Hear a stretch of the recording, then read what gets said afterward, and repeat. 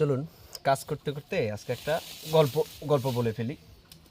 গল্পটা হচ্ছে গ্রামের এক কৃষকের ছেলে, নাম ছিল সমীর। এখন এই সমীর কী করলো, সারাদিন বাবার সাথে কাজ করতো মাঠে, গায়ে কাদা লেগে থাকতো, পোশাক আশাক তেমন একটা ভালোও ছিল না। তো লেখাপড়া মোটামুটি মনোযোগী ছিল ভালোই। অনেক কষ্ট ক্লেশ করে সন্ধ্যাবেলা বাসায় ফিরে তারপর দেখা যায় যে কিছু কাজবাজ করতো।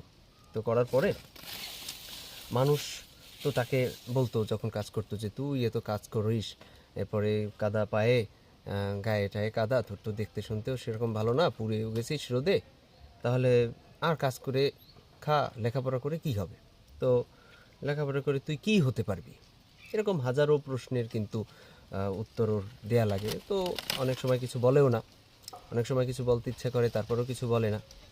তো হঠাৎ ও কী করলো, একটু পরীক্ষা দিল। পরীক্ষা দিতে দিতে একটা পরীক্ষা দিল, ভালো একটা ফলাফল করলো। তো ভালো ফলাফল করার পরে তখন কিন্তু সকলেই এসে ওকে আবার জিজ্ঞেস করা শুরু করলো, আরে তুই এত সুন্দর রেজাল্ট করলি, কিভাবে এত সুন্দর পারলি, কীভাবে তুই এত মানে এই অসাধ্যকে তুই সম্ভব করলি কিভাবে? তো এই যে একটা সবাই এসে জিজ্ঞেস করলো, তখন ও সমীর কী বলল? সমীর বলল যে হ্যাঁ, একটাই বলল যে আমি থামিনি, অর্থাৎ আমি কিন্তু কখনো থামিনি। আপনারা যতই যা বলছেন, আমি কখনো আমার কাজের বেলায় থামিনি।